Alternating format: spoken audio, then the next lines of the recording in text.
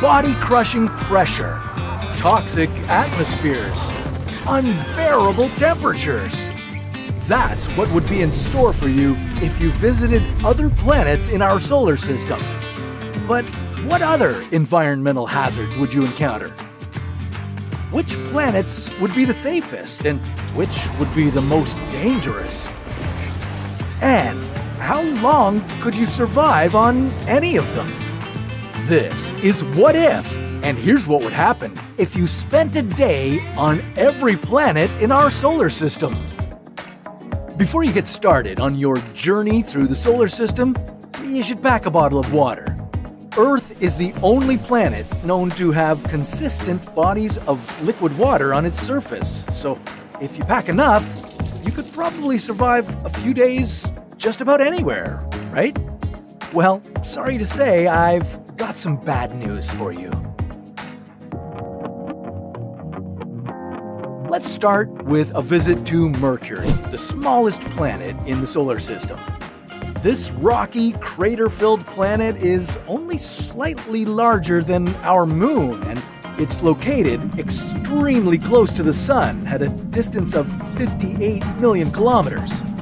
Now, even though a day on Mercury equals about 59 days on Earth, your trip wouldn't last anywhere near that long.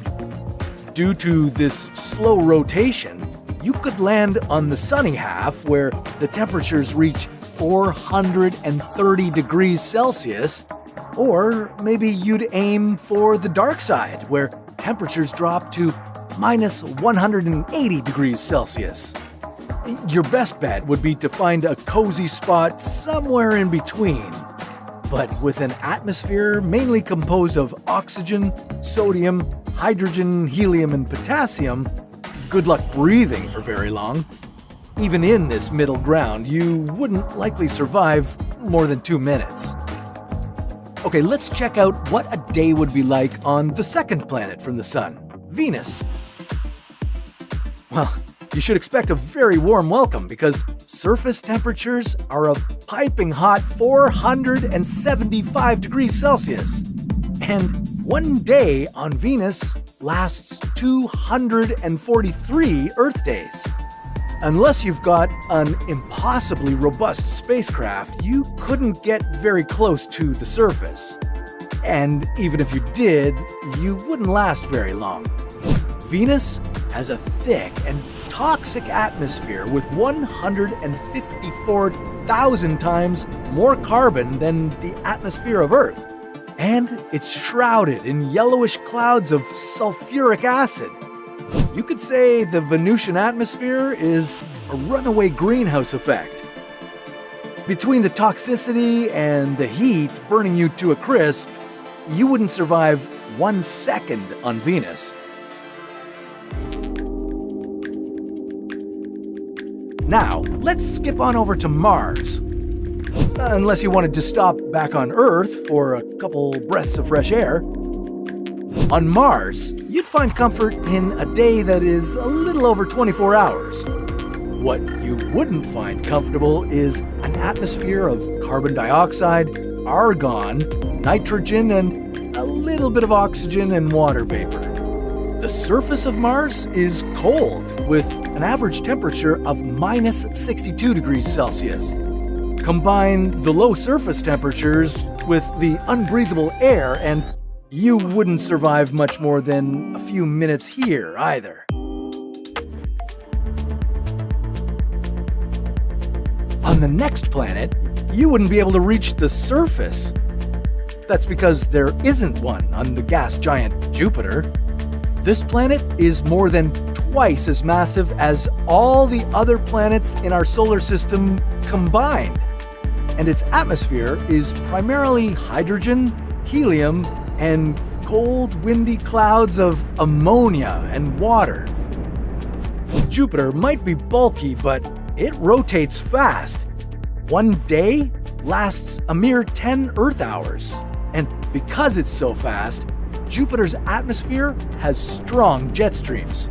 Plus, the Great Red Spot that is actually a storm, bigger than the size of Earth. If you fell into the planet, you would enter the atmosphere at a whopping 49 kilometers per second. And as you kept falling, the atmosphere would become denser and more turbulent. You might feel like you were slamming into a wall again and again. If you made it 692 kilometers down, you would find pressure levels higher than at the bottom of the Mariana Trench, the deepest place on Earth. If the pressure didn't kill you, the temperature, which averages minus 145 degrees Celsius, certainly would. You wouldn't survive on Jupiter for 1 second. Wow. Now, if you continued on to Saturn, you'd find another gaseous giant without a surface, and like Jupiter, a day lasts about 10.7 hours. Here, you would experience deadly strong winds, reaching up to 1,800 kilometers per hour. With an unbreathable atmosphere made of hydrogen and helium, Saturn is incapable of supporting life.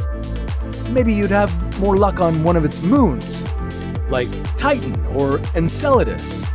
These two moons have internal oceans, which could theoretically support life. Okay, moving on to the first of the ice giants in our solar system, Uranus. No surprise here that it also has an unbreathable atmosphere of hydrogen, helium, and methane, which gives the planet its signature blue-green color and the stink of rotten eggs. There are some other unusual hazards on Uranus you'd need to be prepared for, such as mysterious flares of X-rays and lethal diamond rain. Yeah, you heard that right. Highly compressed diamonds of carbon atoms raining down from the atmosphere. But don't worry about that. The immense pressure on this planet would kill you in less than a second. Alright, last but not least, Neptune. A dark, cold planet with supersonic winds as strong as 2,000 kilometers per hour. That's faster than the top speed of a fighter jet. So if the pressure didn't kill you, those supersonic winds would probably do the trick. A day on Neptune would last for 16 Earth hours, but your life there wouldn't last a second. Okay, there it is. So in case it isn't clear, Earth would be the only planet you would want to visit anytime soon. Just about anywhere else, you could look forward to a deadly cocktail of high pressure and toxic gas. Imagine never being able to dream of landing on Mars or traveling to Saturn. Not because it's impossible to get there, but because they didn't exist. Because Earth was the only planet in our solar system. What would the night sky look like? Where would the Earth be located? And how would humanity evolve? This is What If, and here's what would happen if Earth was the only planet in the solar system. The other 8 planets in our solar system aren't just pretty to look at, or something that we strive to travel to one day. Even though they're billions of kilometers away, they've played an essential role in life here on Earth. So, what would happen if they never existed? Each planet in the solar system played a vital role in the development of Earth billions of years ago, and they continue playing a vital role in keeping Earth safe today. For example, take the placement of every single planet. They all have their own little space in the galaxy, and that's not by accident. Our planets work together to keep each other in place. For example, if Mercury and Venus ceased to exist, Earth might drift closer to the Sun. And if Jupiter or Saturn disappeared, instead of getting closer to the Sun, the Earth might drift further away from it. This would cause a number of issues for us Earthlings. Right now, we're lucky enough to live in what scientists call the Goldilocks zone. They call it that because Earth sits in the range of orbits around the Sun that are just right to sustain life. If Earth were to move closer to the Sun, it would get a little bit hot.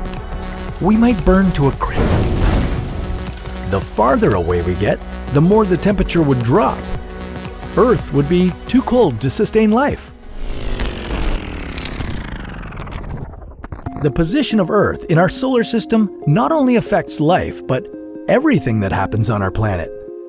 It affects our seasons, the length of our days, and how long our year is, but unfortunately, the time we wake up will be the least of our worries. With Earth being the only planet in our solar system, there's no telling where it might end up. We could be all the way in the back, where Uranus and Neptune used to be, or somewhere right up front, where Mercury once was. It's safe to say that no matter where we end up, if it's not the Goldilocks zone, there's a pretty good chance there wouldn't be any life here on Earth. If life did form somehow, it would definitely be aquatic. That's because without any other planets keeping us in check, Earth's gravity would be severely different. When we say no other planets, we mean no moons either. The moon's gravitational pull is responsible for the tides here on Earth. Without it, our waters would remain still. The oceans wouldn't rise or fall, they would just stay where they were. So really, Earth as we know it wouldn't exist if there were no other planets. There's virtually no chance that humanity would be living today, but what if, instead of the planets never existing in the first place, one day they suddenly disappeared? Well, apart from Earth violently moving around, not knowing where to go, we'd also have another huge issue to worry about: asteroids. It's clear that every planet is critical to life on Earth. If just one planet suddenly disappeared, a number of issues would go along with it. There are two planets that have a very special role in keeping Earth safe: Jupiter and Saturn. That's because while Earth is hanging out, thriving with life, Jupiter and Saturn are getting beat up by millions of asteroids. Flying through our solar system, there are hundreds of millions of asteroids that are trying to kill Earth. Luckily, we hardly see any of these, and that's thanks to Jupiter and Saturn. Because of their enormous size and gravity, they do an excellent job of pulling asteroids into them so that they never make it to Earth. With these planets gone, Earth would be bombarded by asteroids. Not good. In case you've forgotten, a single asteroid hit Earth millions of years ago, wiping out the entire dinosaur population. So this would end up being pretty bad. Earth would soon be covered with massive craters, and once again, life would cease to exist. Luckily, you won't have to worry about any of this. You can rest easy knowing that Earth sits comfortably in this perfect little spot in the universe, where we can all live and thrive. Make room, Earthling! We're moving the other planets in our solar system into our planetary neck of the woods. Would all the planets fit into this Goldilocks zone? What kinds of gravitational chaos would this cause? And does this mean life would exist on the other planets? This is What If, and here's what would happen if all the planets of the solar system were in the habitable zone. Liquid water is a key ingredient for life, and in our solar system, Earth is the only planet with liquid water on its surface. That's because our planet is located in the habitable zone of our sun, also known as the Goldilocks zone.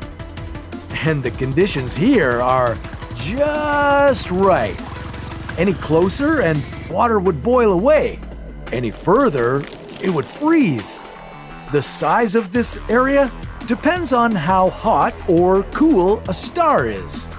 Scientists have discovered 4,000 exoplanets within habitable zones, but only 24 of them might be able to support life. In our solar system, this zone is within a range of 0.9 to 1.2 astronomical units from the Sun. So, if we parked all the other planets within this 45 million kilometer patch of real estate, could we kickstart extraterrestrial life? With 8 planets to squeeze in the Goldilocks zone, you'd need to get creative. The last thing you'd want to do would be disrupt the conditions for life on Earth, right? Well, to start this scenario off, you'd need to move Mercury to the innermost portion of the habitable zone. At around 0.9 astronomical units, that would be more than twice as far away from the Sun as Mercury orbits now. Not much would change on this rocky planet, except for a refreshing coolness after billions of years of scorching hot temperatures. Venus already orbits relatively close to the habitable zone at 0.72 astronomical units. When our Sun was a young star and dimmer, Venus was essentially located in the habitable zone. It could even have had conditions for life, with a shallow ocean of its own. But as the Sun got hotter, that Goldilocks zone was pushed further back. Temperatures increased and the oceans boiled away. Maybe relocating Venus to a cooler spot away from the Sun could make it habitable once again. Now, it would be time to do some calculating. You've got 5 more planets to squeeze in. It could be a good idea to make sure all the planets are an equal distance apart. With our narrow Goldilocks zone, you could place each planet 6.5 million kilometers from each other. That would be equal to about 30 times the distance between the Earth and the Moon. Moving us away from our current location would make this whole experiment a little less chaotic, but at about 0.97 astronomical units, things would get warmer here. Bad news for the climate crisis.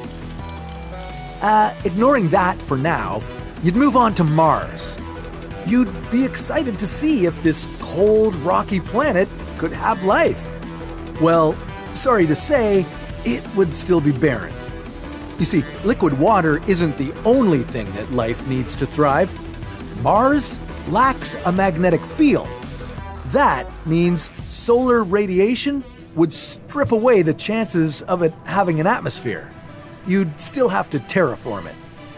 You'd likely not see any life popping up on the remaining gaseous planets either. The gas giants, Jupiter and Saturn, have atmospheric pressures and temperatures far too intense for molecules like DNA to be stable. But you could probably take a cold dip on one of Jupiter's moons, Europa. Its new proximity to the Sun would allow its thick ice layer to melt. Feeling refreshed, you'd realize that the last planet in our solar system, Neptune, is now even closer to us than Mars is today. That means, in our new solar system arrangement, planet hopping would be a reasonable adventure. Even with current technology, you could travel between the planets in 90 days. And beyond the exploration, there are all kinds of resources you could extract from the other planets. You could get hydrogen fuel from Jupiter and Saturn to help us transition to a low-carbon future. You could mine cobalt from asteroids. This would be important to developing renewable energy systems. But this new solar system would be a little unstable, to say the least.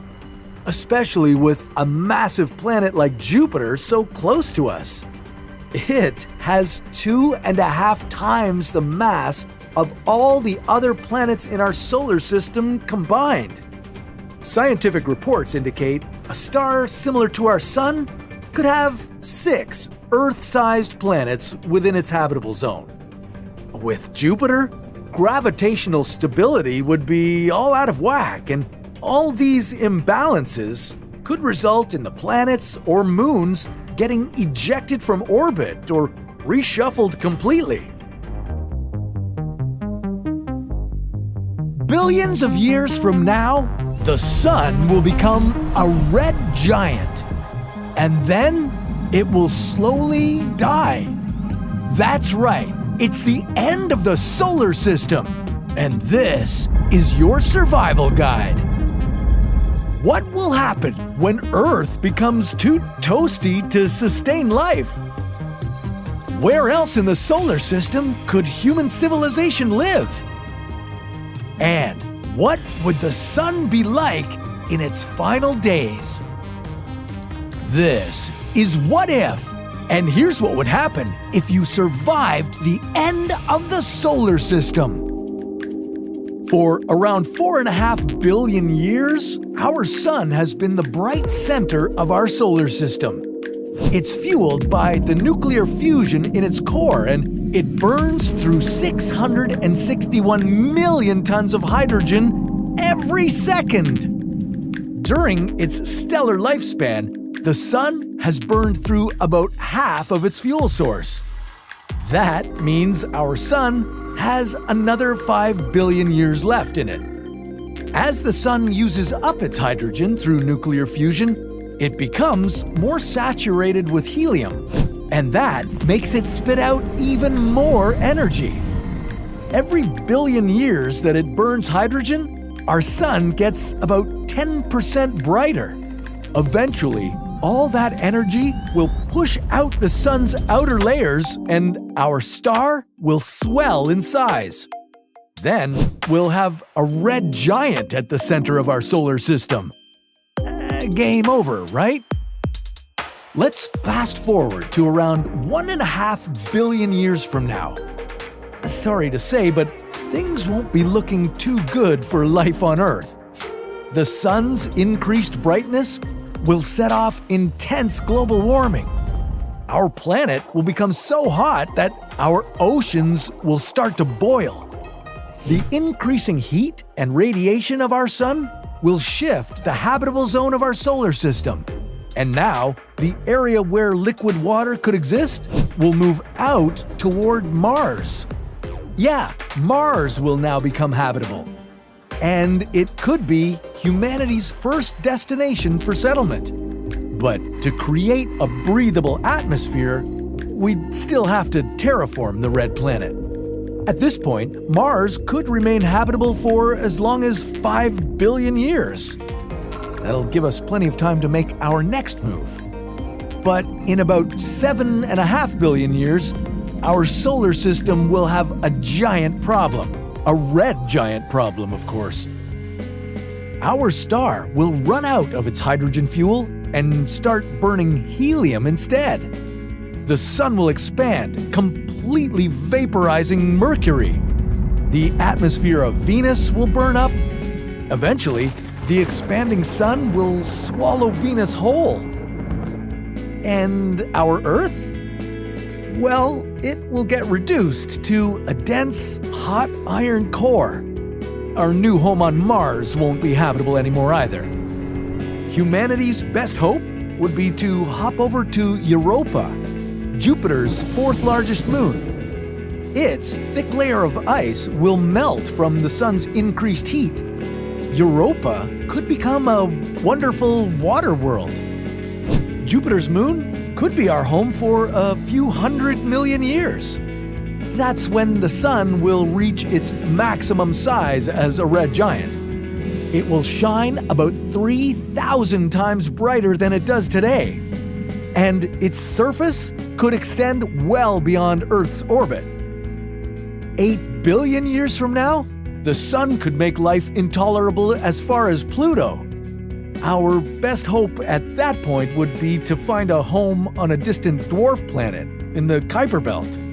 The temperatures there could be similar to what we were used to on Earth. Life on Earth would be a thing of the very, very distant past for this generation of humans. 2 billion years after that, our sun's fuel reserves will completely dry up. The sun will become unstable and will start to pulse. This will cause it to shrug off its outermost layers. The sun will change from a red giant to a white dwarf. This means it will shrink until it becomes the size of Earth today. It will blast off massive amounts of X-ray radiation, but less heat. So the habitable zone will dramatically shift once again. It could go from the Kuiper Belt to about where Mercury used to be.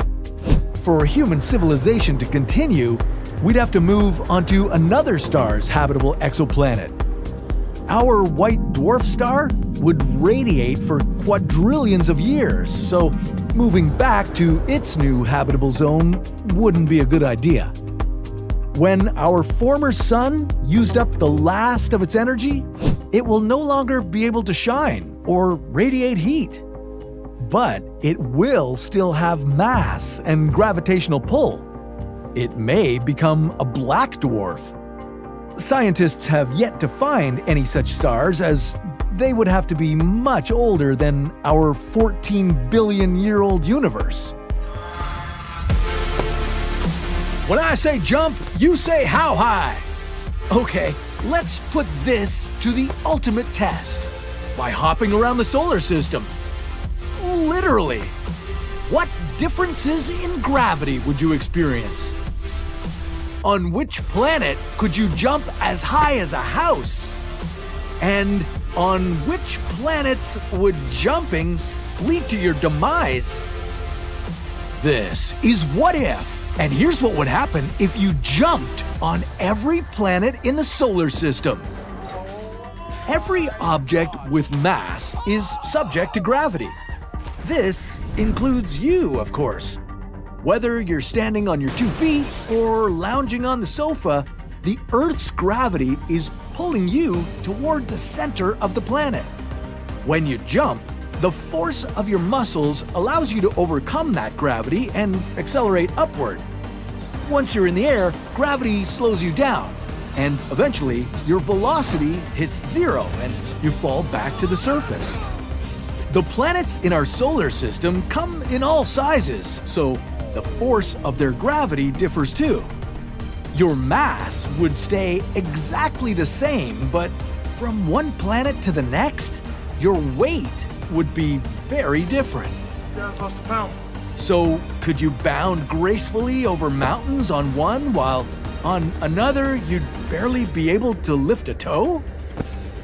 Your interplanetary jumping experiment would begin right here on Earth. Okay, not the most exciting place to start, but a good place of comparison. If you're close to the average jumper, you should be able to squat, swing your arms, and leap about half a meter high, all in about 1 second. But don't let me underestimate you. If you're an extremely talented athlete, like Javier Sotomayor, you could set a new world record by jumping over 2.45 meters. Whoa, not too shabby. Making a quick first stop on the moon, you'd find gravity 6 times weaker than it is on Earth. Well, that's because the moon has about 80 times less mass. Here, you'd only need to jump at a velocity of 2 kilometers per second to lift off the surface. And with your average jumping velocity, you should be able to jump about 3 meters high. Meanwhile, Earth's most talented jumper would be able to bound over an entire house. Okay, moving on to the rocky surface of the planet closest to the Sun, Mercury. With a spectacular close-up view and temperatures hitting 430 degrees, you'd be drenched in sweat already. Mercury is smaller than Earth. The gravitational pull is about 1/3 of what you're accustomed to here at home.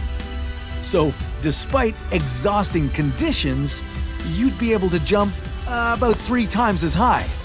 Okay, let's get out of the frying pan and into the fire by taking a leap on an even hotter planet, Venus. Very similar in size to Earth, this planet has a surface gravity about 91% of Earth's.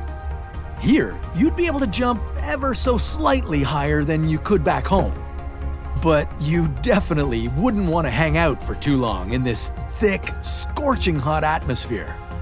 So, time to cool off on Mars. You better keep your leg muscles warm though. The average temperature on the red planet is minus 62 degrees. But the good news, you'd feel lighter.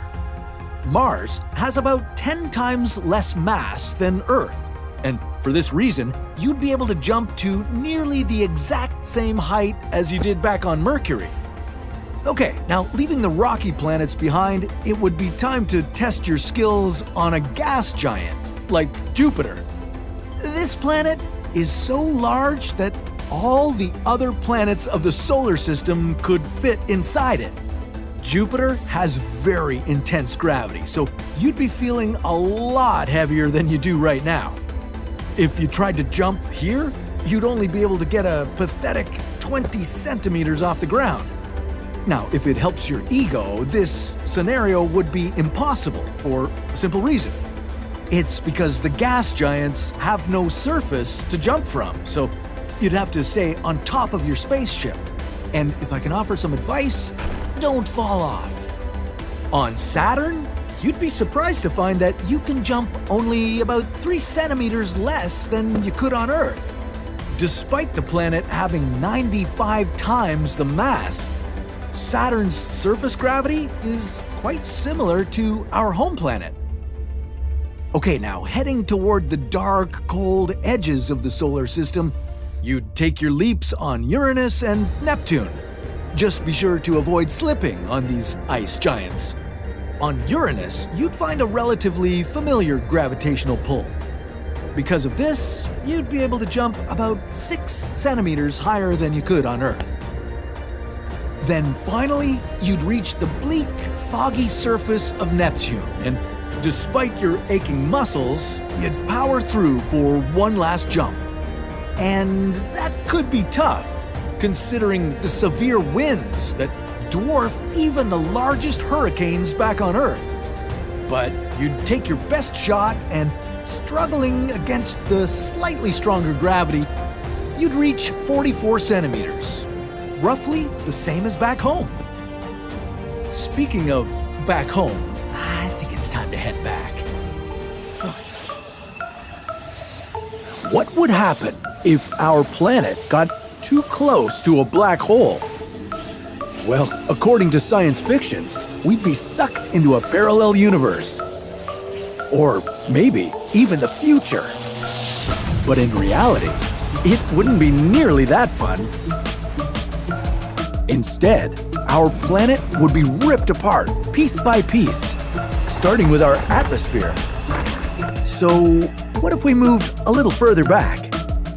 Instead of the black hole being right beside us, we move it to the center of our solar system. Would our planet still be destroyed? And what would that do to our solar system as a whole? This is What If, and here's what would happen if the solar system orbited a black hole.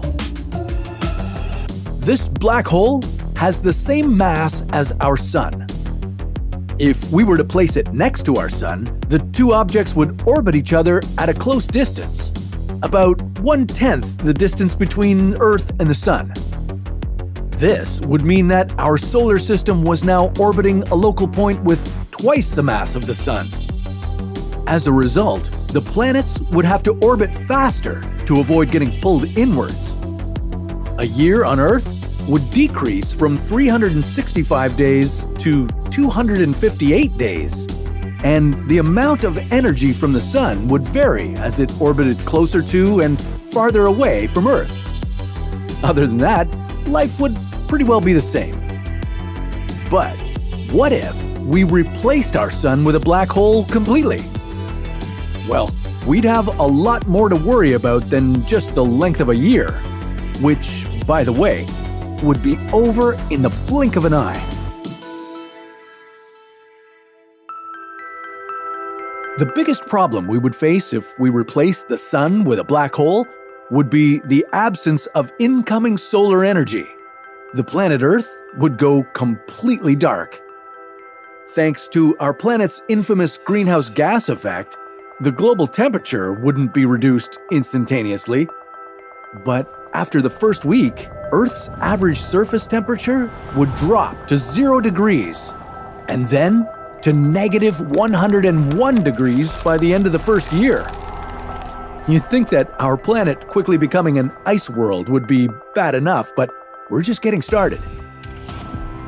Without sunlight, there would be no photosynthesis, the process by which all plants generate food. Small plants would die in a matter of days. This would create a ripple effect throughout the entire food chain, causing us all to starve to death eventually. But maybe there is a way we can get usable energy from a black hole, and it all starts with something called CMB. CMB, also known as cosmic microwave background, is the weak radiation left over from the Big Bang. Theoretically, if a black hole spins fast enough, it can compress the CMB radiation into optical wavelengths, the same wavelengths that are emitted by the sun. The wavelengths would funnel into a narrow beam, and before you know it, our planet would have usable energy once again. All right. But there is a small catch. The faster rotation of the black hole would also pull the planetary orbits in closer to the point of no escape. For the planetary orbits to remain stable and avoid being sucked up, the orbital velocity of the planets would need to be close to the speed of light. This means that a year on Earth would be over before the blink of an eye. So much for your big New Year's Eve party. But there's no time to worry about that because we've got bigger issues coming our way. If any material like meteors, satellites, or space debris gets sucked into the black hole, it will result in a blast of radiation coming our way. And when the radiation arrives at our planet, it will blow away our atmosphere, killing anything in its path. So, even though the sun can be annoying sometimes, when it comes to things to orbit around, we could do a lot worse. Unlike Earth, which is orbiting the sun, there are billions of rogue planets roaming the Milky Way, not bound to any host star. One of them has been spotted on the edge of our solar system. What if this interstellar object swung through it? How would this space invader affect the orbits of the planets? Could it possibly push Earth out of the habitable zone? This is What If, and here's what would happen if a rogue planet entered our solar system. If a planet doesn't belong to any star system, it's considered a rogue planet. This is an interstellar planet with a catchy name, just 20 light years away from us. It's nearly 17,000 times the size of Earth and has a powerful magnetic field that makes the planet glow with incredible auroras. What if this massive alien planet trespassed the borders of our solar system? Would this mean the end of life here on Earth? Once the interstellar planet invaded our solar system, things could go very wrong. This rogue planet would likely be moving at hundreds of kilometers per second. If we were unlucky enough to be on a collision course with this massive alien object, the Earth would be completely demolished. But don't worry, our solar system is quite big, and the chances of the rogue planet bypassing us without a fatal collision are pretty high. Instead, our interstellar guest would be busy disturbing the orbits of all the planets in the solar system. That's because a rogue planet nearly 13 times bigger than Jupiter would have a huge gravitational impact, making other planets' orbits, including Earth's, more elliptical. And that's when the bad news begins for life here on Earth. The Earth is orbiting the Sun's relatively narrow habitable zone. Within this zone, also known as the Goldilocks zone, it's not too cold, so our water doesn't turn to ice, and not too hot, so it doesn't get vaporized, and neither do we. Just perfect. Change the Earth's orbit, and the conditions for life won't be so great. The rogue planet may not push us out of the habitable zone, but it would bring us much closer to the Sun for very short and exceptionally hot summers. Those extreme summers would be followed by long and super cold winters. Quick summers would leave us less time to grow crops. By the end of our first never-ending winter, humanity could face food shortages, even extinction. The Earth might be thrown into the next ice age. Instead of global warming, we'd be worried about global cooling. We'd rethink our energy sources and try to pump out more greenhouse gases to warm the planet up a little. Solar energy, on the other hand, would be considered very inefficient in the wintertime, but could be used very effectively during the short blaze of summer. Count on things being much worse if the Earth gets knocked out of the habitable zone. At that point, the Earth would considerably cool down. All our water would freeze, and so would we. This would be the end of most life on Earth. The only way we could survive would be if we learned to live at the bottom of the ocean, next to deep-sea thermal vents that push out extremely hot water. Maybe eventually we'd evolve into a different life form that would take control over the frozen planet. Lucky for us, the universe is enormous. There's a lot of space between rogue planets and other objects in our galaxy, and that makes this scenario very unlikely. Moving. It's never easy. The packing and unpacking, having to start fresh and make new friends, all this can be challenging. But let's face it, whether it's a nasty landlord or imminent threat to humanity, sometimes you just have to move. In another what if, we looked at moving the Earth to avoid certain danger, but what if that wasn't enough? What if we had to build a stellar engine to move our entire solar system? How could we do it? Where would we go? And what would happen to us here on Earth? This is What If, and here's what would happen if we moved the solar system. To move our solar system would require an incredible amount of energy and careful planning. We could potentially do this with a stellar engine, a class of hypothetical megastructures using a star's radiation to create usable energy. Thankfully, with our planets locked in orbit of the Sun due to its immense gravitational pull, we only have to find a way to propel the Sun, and our planets and moons will follow. Russian scientist and aeronautical engineer Leonid Shkatov proposed an ingenious method to move our Sun using a giant parabolic mirror known as the Shkatov thruster. It works by harnessing the Sun's photons and reflecting them back around the Sun, creating thrust. Each photon carries a tiny amount of thrust, meaning if you were in space and you turned on a flashlight, you would eventually move. Just very, very slowly. The Sun produces 10 to the power of 45 photons per second. This impressive energy makes the Sun the most powerful nuclear reactor ever. As a result, we would have to position this parabolic mirror exactly over the Sun's poles to avoid burning one of our nearby planets. This limits the direction we could move, and it would likely take us 230 million years to move 100 light years. That's an astronomical amount of time, so is there a faster and more efficient way we could move the Sun? Astrophysicist Matthew E. Kaplan of Illinois State University has proposed a new type of engine called the Kaplan thruster. This stellar engine requires 1 quadrillion satellite mirrors, known as a Dyson swarm, to orbit the radius of the Sun. These would reflect the Sun's energy in a concentrated area, heating it up and shooting the Sun's mass and solar winds outward, allowing us to utilize the billions of tons of hydrogen and helium collected using large electromagnetic fields. A thermonuclear reactor on board could conceivably convert the helium and hydrogen into radioactive oxygen used as exhaust to propel the craft.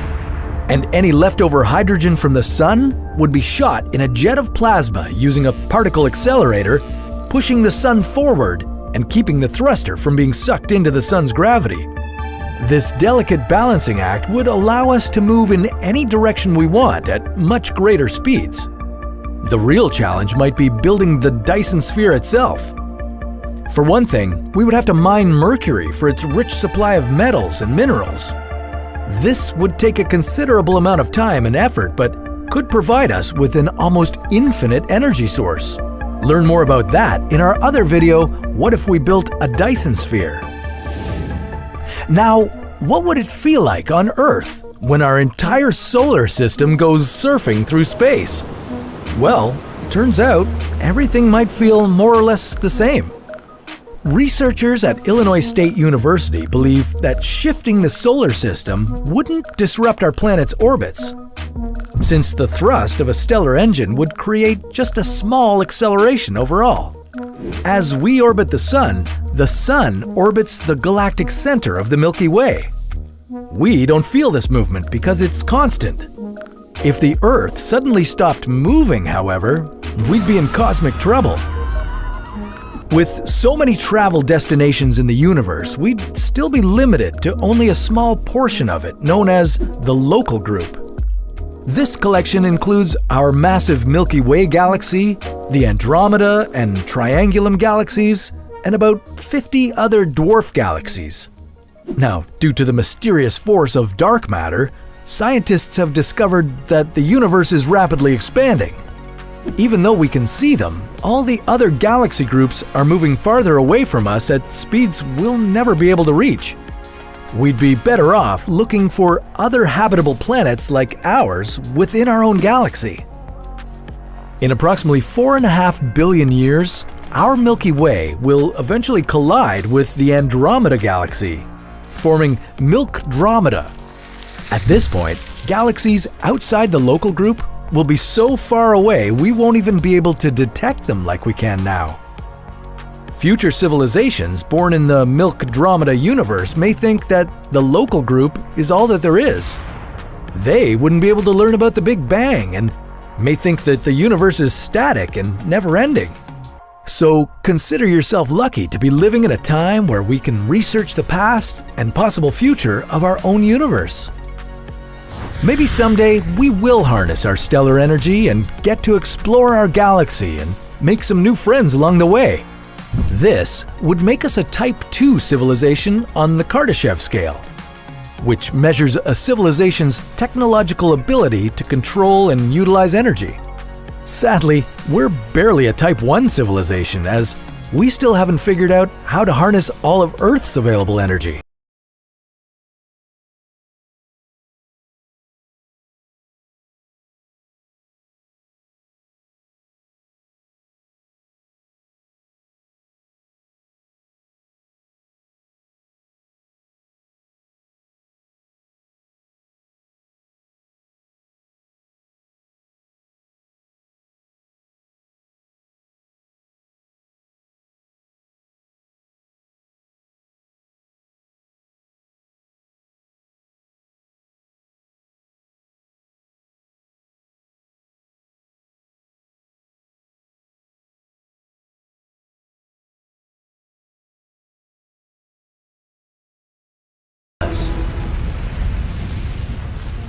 If another star rampaged through the solar system, the extent of the chaos it would cause would depend on the size of that star and its trajectory. When Schultz's star passed through the Oort cloud, it came 5 times closer than Proxima Centauri, the closest star to our solar system. Schultz's star didn't have much effect on Earth, although around the same time, early humans almost got wiped out by a massive volcanic eruption. But that was pure coincidence, right? In any case, before Schultz's star turned away minding its own business, it did change the orbits of about 10% of comets and asteroids in the solar system. But what if it was a bigger incoming star, like Gliese 710, that's currently making its way towards us?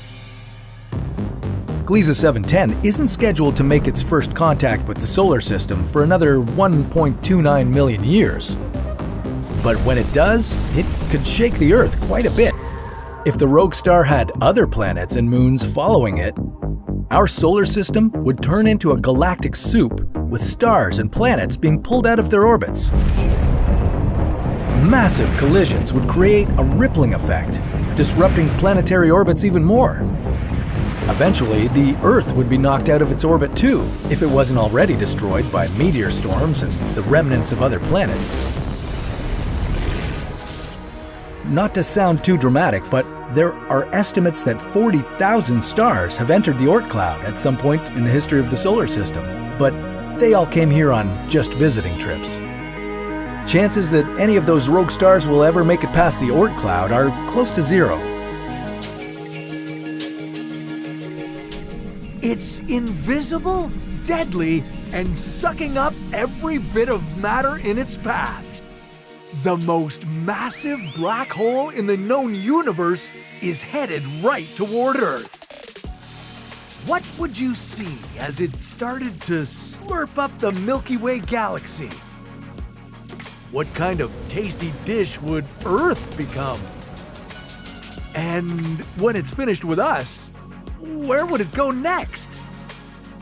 This is What If, and here's what would happen if the largest black hole entered our solar system.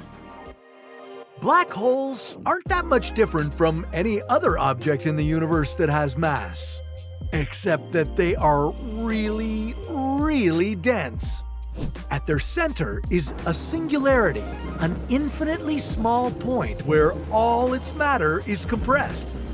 The more matter that's condensed into this singularity, the stronger the gravitational pull. Most black holes are the remnants of massive stars and generally range between 10 to 100 solar masses. For the record, one solar mass is the equivalent of 333,000 Earths. That's a lot of gravity. But supermassive black holes, which lurk at the centers of many galaxies, could contain millions or billions of solar masses. And scientists think that there are black holes as large as 100 billion solar masses, aka stupendously large black holes, or slabs. Catch one of these moving toward our solar system and get ready to wave bye-bye to all your conceptions of space and time. The largest known black hole, Ton 618, has begun its long trek directly toward our solar system, with its 66 billion solar masses in tow. And long trek is no overstatement. It would be traveling at least 10 billion light years to reach us. As it steamrolled through space, it would gobble every bit of dust and gas in its path. It would also snack on many stars before it even reaches the Milky Way. Depending on its route, this could mean hundreds of billions of stars added to its size. Before making first contact with our galaxy, it would have pulled in enough matter to disrupt its neatly organized spiral. You'd be able to detect its initial approach toward us as you observe the increasingly intense radiation it emits. Eventually, it would come bearing down on the last of the Milky Way's spiral arms, the Orion Arm. Ton 618 would gobble up its entire 20,000 light-year length. It would be like an unbelievably long buffet line straight to the center of our galaxy. Somewhere along this line, it would finally knock on our front door. The Oort cloud is a spherical shell of icy debris that surrounds the solar system. Or at least it was before Ton 618 showed up. It would then continue on its way and consume the Kuiper belt, just beyond the orbit of Neptune. The danger to Earth would steadily increase as hundreds of thousands of icy bodies would be sent hurtling this way. As Ton 618 kept pushing forward, it would devour the ice giants, Neptune and Uranus. And the gas giants, Saturn and Jupiter, would be pulled apart atom by atom. Not only the planets, but their moons and every asteroid that the giant black hole comes across. Any future plans by us to settle on Mars would be squashed, as the red planet would end up right smack in the middle of this black hole too. And now there would be nothing left in the way of Ton 618 and Earth. Now, while the center of this stupendously large black hole would be almost 295 billion kilometers away, we'd finally be right up against its event horizon. That's the boundary marking a black hole's point of no return. The pull of its gravity would now be totally inescapable. Our whole planet would stretch out while simultaneously getting more and more compressed. Eventually, Earth would become like a strand of spaghetti, slurped into an empty black void. Then, this black hole monstrosity would gobble up the sun in one big gulp. And now, at the center of what was once our solar system, Ton 618 would occupy nearly as much space. It would extend almost all the way to the inner edges of what used to be the Oort cloud. And since it's not polite to leave any food on your plate, Ton 618 would continue on its path toward the black hole at the center of the Milky Way, Sagittarius A star. As these two massive black holes collide, the collision would be so powerful that it could cause ripples in the very fabric of space-time. But hold on, what happened to you as you got pulled into the black hole? Well, that's a story for another What If.